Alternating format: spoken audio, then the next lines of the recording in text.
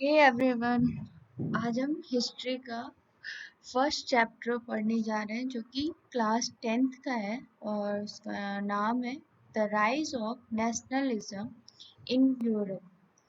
तो सबसे पहले चैप्टर का जो नाम है ना, rise of nationalism in Europe, इसी से हम देखते हैं कि मतलब चैप्टर में है क्या, लेसन में हमको पढ़ना क्या है।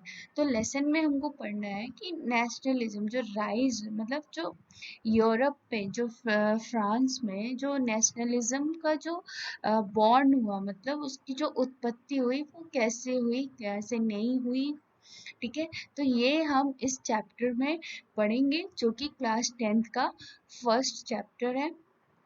एंड यहाँ से हम स्टार्ट करते हैं। हाँ, यहाँ आप लोग को पार्ट 1 दिख रहा होगा। पार्ट 1 इसलिए कि मैंने ये जो पूरा चैप्टर है इसको 3 पार्ट में कवर किया है और इसके 3 वीडियोस मैं बनाऊंगी। ठीक है, अभी आज में हम लोग पार्ट 1 पढ़ेंगे जो कि हिस्ट्री का फर्स्ट चैप्टर है, the rise of revolution in Europe. ठीक है, तो हम लोग स्टार्ट करते हैं यहाँ से। During the 9th century, the idea of nationalism made changes in political and mental world of Europe. तो जब 9th सेंचुरी जो था, 19th सेंचुरी जो था, 19th सेंचुरी का मतलब 1800 टू 1900। ठीक है, तो ये इस टाइम में क्या था हुआ कि जो यूरोप के जो पीपल थे उनमें एक नेशनलिज्म का आइडिया आया। उन्हें अपनी जो आइडेंटिटी थी, जो वहाँ का जो जो भी कुछ डेमोक्रेसी था वो उन पीपल के जो यूरोप पीपल थे उनके दिमाग में आया और उसकी वजह से वहाँ पे एक पॉलिटिकल एंड मेंटल चेंज आ गया। ठीक है, पॉलिटिकल एंड मेंटल चेंज जब आया तो वहाँ पे एक ऐसी जंग छिड़ गई जो कि किसी भी मतलब कोई भी लड़ाई नहीं था, कोई भी कुछ भी नहीं था। वहाँ पे एक इमोशंस की और फीलिंग की एक जंग आ गई जिसको नाम दिया गया द राइज ऑफ नेशनलिज्म। जिस एक्ट को बोला गया द राइज ऑफ नेशनलिज्म। तो ये जो राइज ऑफ नेशनलिज्म था ये सक्सेस कैसे हुआ। तो ये जो पूरा चैप्टर है ना वो फ्रेंच रेवोल्यूशन से स्टार्ट होता है और एंड होता है जो वो नेशन और स्टेट पे होता है। ठीक है, तो जो फ्रेंच रेवोल्यूशन था वो सबसे पहला रेवोल्यूशन था, रेवोल्यूशन ऑफ नेशनलिज्म था जो कि 1789 में आया था। यहाँ देख सकते हैं आप लोग, the French revolution of 1789 was the first clear expression of nationalism. So जो फ्रेंच रेवोल्यूशन था वो मतलब वर्ल्ड का फर्स्ट रेवोल्यूशन था जिसमें जिसमें किस चीज़ की लड़ाई थी, उसमें लड़ाई थी एक्सप्रेशंस की, फीलिंग्स की। कौन से किसकी फीलिंग्स की? यूरोप पीपल की। ठीक है, तो वहाँ उस रेवोल्यूशन में वो जो यूरोप पीपल थे वो क्या चाहते थे, देखते हैं, आगे पढ़ते हैं। The steps taken by French revolutionaries to create a sense collective identity among the French people। तो ये जो नीचे स्टेप्स दे रखे हैं, ये सारे जो स्टेप्स थे ये फ्रेंच रेवोल्यूशनरी ने क्रिएट किए। तो जो कि जो फ्रेंच पीपल की आइडेंटिटी को मेंटेन करने के लिए, उनकी फीलिंग्स जो थी उसके लिए, नेशनलिज्म के लिए, उसको मेंटेन करने के लिए, एक इक्वालिटी, एक जो फ्रेंच पीपल में इक्वालिटी मेंटेन करने के लिए फ्रेंच रेवोल्यूशनरीज ने ये सारे मेजर्स को क्रिएट किया। तो वो मेजर्स क्या क्या थे? फर्स्ट था आइडियाज ऑफ ला पैट्रे एंड ली सी टियोन। इसका मीनिंग होता है ला पैट्री का मीनिंग होता है द फादरलैंड एंड द जो लीक सिक्योन होता है इसका मीनिंग होता है citizens who live inside city walls. तो सबसे पहले तो उसमें जो आइडियाज थे लोगों के वो लिए गए। ठीक है, उनको अपना जो ये था नेशनलिज्म का जो रिवॉल्यूशन था उसमें उसको इनपुट किया गया। फिर उनका सेकंड था उन डिमांड था, वो था न्यू फ्रेंच फ्लैग। मतलब उनका अपना फ्लैग होना चाहिए जो कि ट्राई कलर था, estates general was elected and rename national assembly. साथ ही साथ फ्रेंच रिवॉल्यूशन में जो था उसमें फ्रांस का अपना नेशनल असेंबली क्रिएट किया। New hymns compose and oaths taken, just like जैसे कि हमारा इंडियंस का क्या है, हमारा इंडियंस का नेशनल एंथम है, वैसे ही उनको फ्रेंच के जो पीपल थे उनको भी अपना नेशनल एंथम चाहिए था। सेंट्रलाइज एडमिनिस्ट्रेशन सिस्टम, उनको अपना जो सेंट्रल एडमिनिस्ट्रेशन सिस्टम चाहिए था। Internal customs duties and dues were abolished. तो जो ये रेवोल्यूशन से पहले, फ्रेंच रेवोल्यूशन से पहले जो उसमें फ्रांस में या यूरोप में जो बिना मतलब की ड्यूटीज और ड्यूज थे जो कि जायज़ नहीं थे, उनको हटाया गया। Uniform system of weights and measures were introduced all over the country. एक यूनिफॉर्म सिस्टम बनाया गया जिसमें नए नए वेट्स और मेजर्स को इम्प्लीमेंट किया गया। French become the common language, और इस तरीके से फ्रेंच जो हुआ उनका नेशनल लैंग्वेज हो गया फ्रांस का। All over the country French जो हो गया वो उनका कॉमन लैंग्वेज हो गया। उसके बाद क्या होता है कि नेपोलियन की एंट्री होती है। ठीक, जो नेपोलियंस थे उन्होंने फ्रांस पे रूल करना स्टार्ट कर दिया फ्रॉम 1799 टू 1815। तो जो ये नेपोलियंस थे, जब फ्रेंच रेवोल्यूशन आया तो जब फ्रेंच रेवोल्यूशन आया तो वहाँ के लोग बहुत ही ज़्यादा खुश थे, सब कुछ ठीक ठाक चल रहा था। इतने में एंट्री होती है नेपोलियंस की, जिन्होंने रूल करना स्टार्ट किया फ्रांस पर from 1799 to 1815।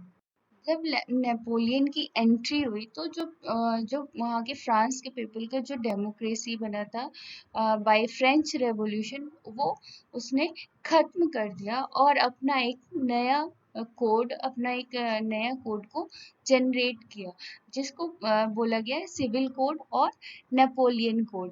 Gain absolute powers in 1799 by becoming the first consul. इस तरीके से उसने by gain powers in 1799, Napoleon ने उसने वहाँ पे अपना राज कर लिया, ऐसा कह सकते हैं, फ्रांस पे राज कर लिया और उसने अपना कोड जनरेट किया। उस कोड को बोलते हैं सिविल कोड ऑफ 1804 और नेपोलियनिक कोड। ठीक है, तो जो नेपोलियन ने जो अपना जो राज शासन जो चालू किया उसको नाम दिया नेपोलियनिक कोड और civil code. Equality before the law was establish. इसके जो सिविल कोड था, इसके अंडर में क्या हुआ कि जो equality before the law was establish, मतलब जितने भी लोग थे वो सब कानून की नजर में बराबर हो गए थे।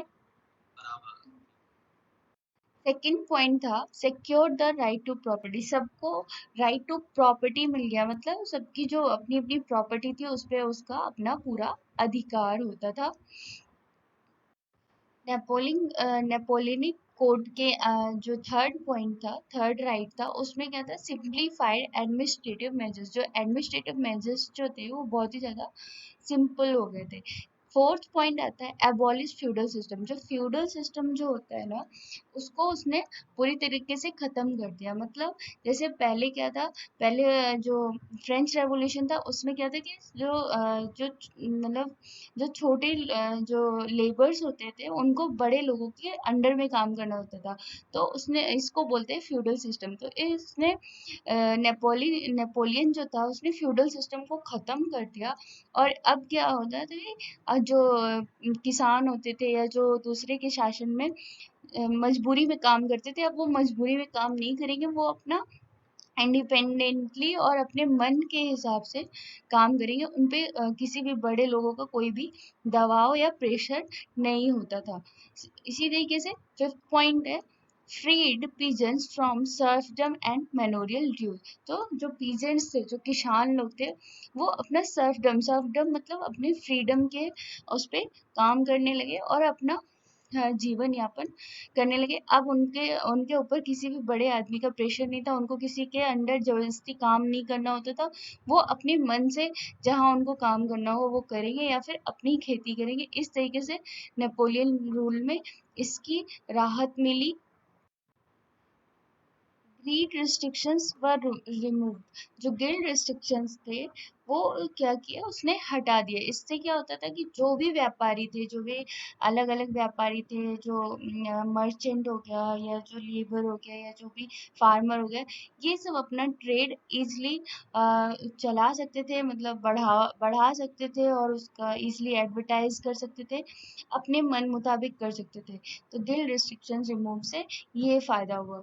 नेक्स्ट है हमारा transport and communication systems were improve. तो ड्यूरिंग नेपोलियन कोड जो फ्रांस का जो या यूरोप का जो ट्रांसपोर्ट एंड कम्युनिकेशन सिस्टम था वो भी इम्प्रूव हो गया।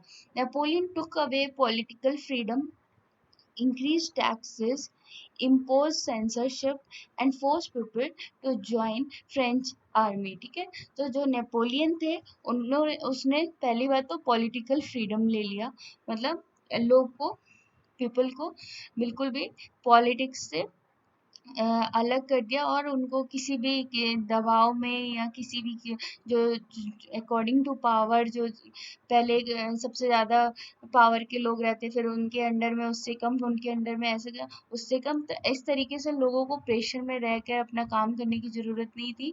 फिर उसने टैक्सेस को बढ़ा दिया, imposed censorship and forced people to join French army, और उसने पीपल को फोर्स करने लगा कि फ्रेंच आर्मी को ज्वाइन करने की। तो ये सारे रूल्स इम्पोज करने के बाद जो नेपोलियन था वो फ्रेंच पीपल का बिल्कुल ही फेवरेट बन गया, जस्ट लाइक अ हीरो बन गया।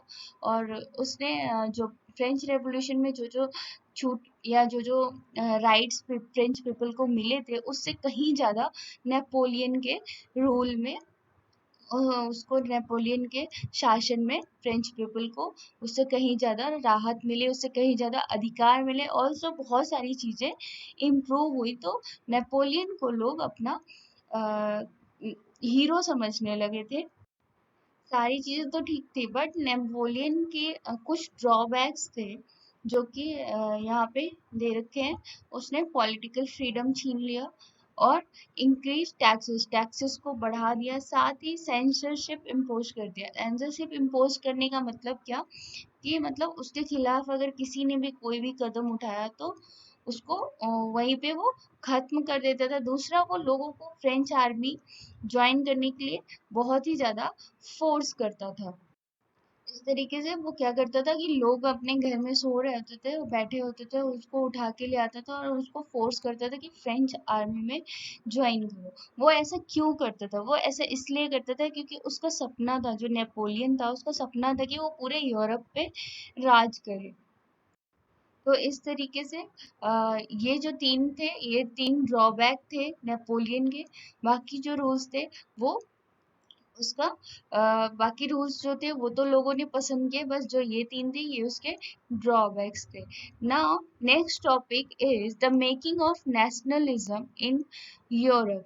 No nation states were in Europe because of not common identity or culture.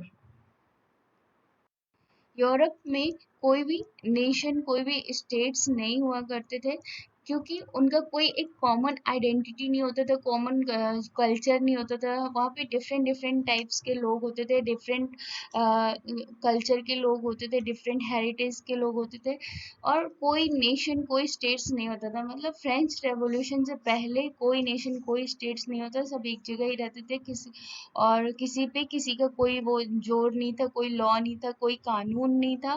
People residing in different area spoke different languages. और जो लोग जो दूसरे दूसरे जगह से आते थे, दूसरे दूसरे जगह के थे, वो दूसरे दूसरे लैंग्वेजेस बोलते थे।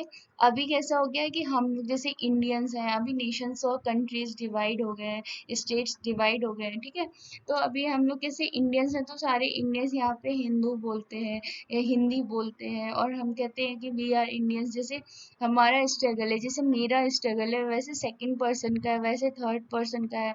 जो हमारी आइडेंटिटी है वैसे ही दूसरे की भी आइडेंटिटी है।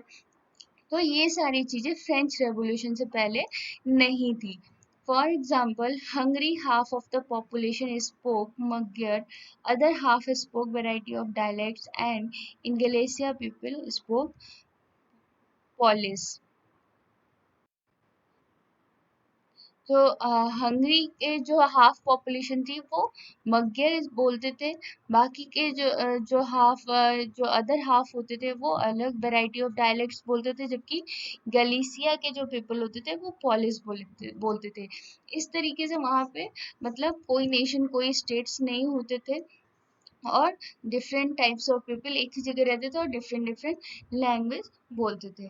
नेक्स्ट टॉपिक जो है वो है हमारा the aristocracy and the new middle class. So aristocracy, aristocracy क्या होता है? तो जो aristocracy and the new middle class जो है ये उस समय यूरोप में जो पीपल थे वो दो क्लास में डिवाइड थे, जिसमें से जो aristocracy and new middle class एक फर्दर जाके थ्री क्लासेस में डिवाइड हो गया। जो यूरोप के पीपल थे उनको थ्री क्लासेस में डिवाइड किया गया। तो पहला था हमारा अरिस्टोक्रेसी। तो अरिस्टोक्रेसी जो थे वो वहाँ के बहुत ही ज़्यादा पॉश पीपल जो थे वो इस कैटेगरी में आते थे। मतलब जो रईस लोग होते हैं, वहाँ के यूरोप के जो रईस लोग थे वो इस कैटेगरी में आते थे, जो कि क्या थे पहले इनका जो इनका जो था जो इनके राइट्स थे वो क्या क्या थे। पहला तो था इनका लैंड ओनिंग क्लास। ये लोग जो जमीन के जो जमींदार होते हैं अपने यहाँ, वो लोग इस कैटेगरी में आते हैं। दूसरा है spoke French connected by ties of marriages, और ये फ्रेंच बोलते थे, और इनके जो फ्रेंच जो लोग होते थे उनसे ही इनकी शादियां होती थी। न्यूमेरिकली अ स्मॉल ग्रुप, और ये छोटे से ही नंबर्स में होते थे, मतलब कम जनसंख्या में होते थे। बट ये जो यूरोप के जो रईस लोग होते थे वो इस कैटेगरी में आते थे, एरिस्टोक्रेसी। नेक्स्ट जो कैटेगरी आती है वो होती है पीजेंट्री। तो पीजेंट्री जो थे वो मेजॉरिटी ऑफ पॉपुलेशन में थे।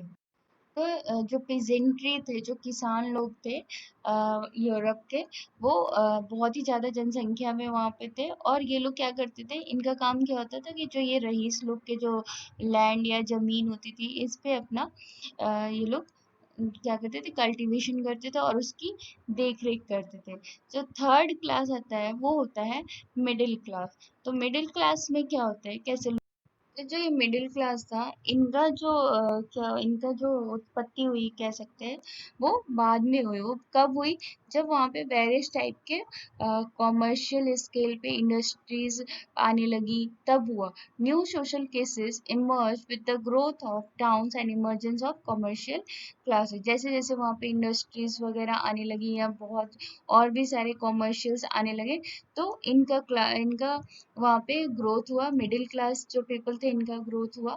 और ये इसमें कौन कौन से आते थे, इसमें बिजनेसमैन आते थे, प्रॉपर्टी डीलर्स आते थे, क्लर्क या जो भी इंडस्ट्रियल्स में जो भी आजकल जो कॉमर्शियल्स हमारे हैं, उस टाइम में जैसे जैसे उसका ग्रोथ हुआ, तो ये मिडिल क्लास पीपल का भी यूरोप में ग्रोथ हुआ। Educated class were ideas of nationality gained popularity. तो ये जो मिडिल क्लास लोग थे ये एजुकेटेड थे इसलिए से ये अपना व्यापार या डिफरेंट डिफरेंट टाइप्स के व्यापार वहाँ कर पाते थे। तो इन्होंने सोचा कि हम अपना नेशन को, स्टेट्स को कैसे डेवलप करेंगे। तो इन्होंने क्या किया कि सबसे पहले तो इन्होंने नेशन यूनिटी की मांग की, जिसमें क्या था कि हमें जो वहाँ के जो एक जो पर्टिकुलर स्टेट या नेशन के लोग थे वो कल्चर में सेम हो, लैंग्वेज में सेम हो, ट्रेडिशन में सेम हो, हिस्ट्री में सेम हो। इस तरीके से क्या करते थे, वहाँ जो एजुकेटेड क्लास के लोग थे वो ऐसा चाहते थे कि एक कॉमन आइडेंटिटी के लोग वहाँ पे हों, जिससे उनका स्टेट्स की पॉपुलैरिटी बढ़ेगी। नेक्स्ट टॉपिक है हमारा what did liberal nationalism stand for. तो ये जो लिबरल नेशनलिज्म है ये भी मिडिल क्लास के लोग का ही आइडिया था वहाँ पे। और लिबरल नेशनलिज्म में क्या होता है लिबरलिज्म।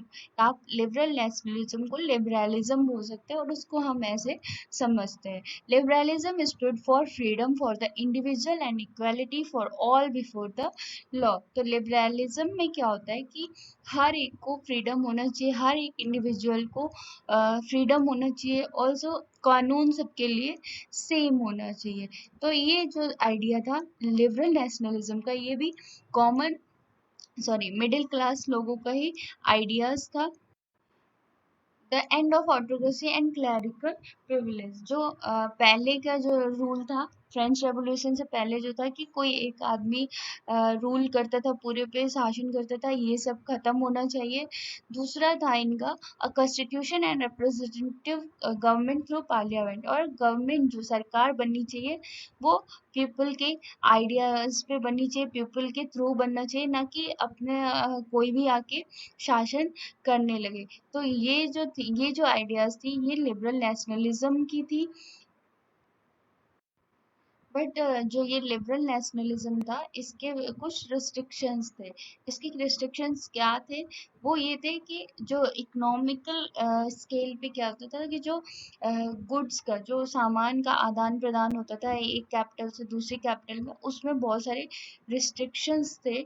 ऑल्सो ऑल्सो जो पीपल थे उनमें सिर्फ मेन ही वोट कर सकते थे इलेक्शन में, उनमें सिर्फ मेन वोट कर सकते थे, वो भी जो ओनिंग जो कि जिसका अपना लैंड हो, अपनी जमीन हो, और 21 साल के जो होते थे उन वो ही सिर्फ वोट कर सकते थे। तो ये लिबरलिज्म के ड्रॉबैक्स थे। तो इससे ओवरकम करने के लिए क्या हुआ, 1834 में एक कस्टम यूनियन फॉर्म हुआ जिसका नाम था जॉलवेरिन। तो जॉलवेरिन का काम क्या था, इसको जो जॉलवेरिन जो 1834 में कस्टम यूनियन फॉर्म हुआ, इसको एक पर्सिया ने स्टार्ट किया था, और उसके बाद बहुत सारे जर्मन स्टेट्स ने इसको ज्वाइन किया। उसका रिजल्ट क्या हुआ, इसमें क्या हुआ कि जो हम स्टेट टू स्टेट अपने जो सामान इधर जो व्यापार हम लोग चलाते थे उसमें जो टैक्स देने पड़ते थे, उसमें जो रिस्ट्रिक्शंस होती थी वो खत्म कर दिया गया। फिर क्या हुआ, जो सेकंड था उसने क्या किया कि जो जॉल्वेरिन था उसने जो नंबर ऑफ करेंसीज थे वहां पे पहले 30-30 करेंसीज चलते थे, बाद में उसने उसको रिड्यूस करके सिर्फ 2 करेंसीज में कर दिया, and promoted a network of railways to stimulate mobility. और जो उसने क्या किया, जो जॉल्वेरिन था उसने रेलवेज के जो नेटवर्क थे उसको प्रमोट किया, ताकि जो आने जाने का जो साधन हो वो बहुत ही स्मूथ हो जाए, और उसमें जो हमारे जो व्यापार में वो कमी किसी चीज़ का उसमें रुकावट ना आए, कमी ना आए, लोगों को परेशानी। तो आज के पार्ट 1 में इतना ही हम लोग पढ़ेंगे। नेक्स्ट हम पार्ट 2 पढ़ेंगे, जो कि है मैं अपनी नेक्स्ट वीडियो में आपको उसमें दिखाऊंगी और बताऊंगी आगे का चैप्टर। ठीक है, आई होप आप लोग को इतना समझ में आया होगा, and thank you so much.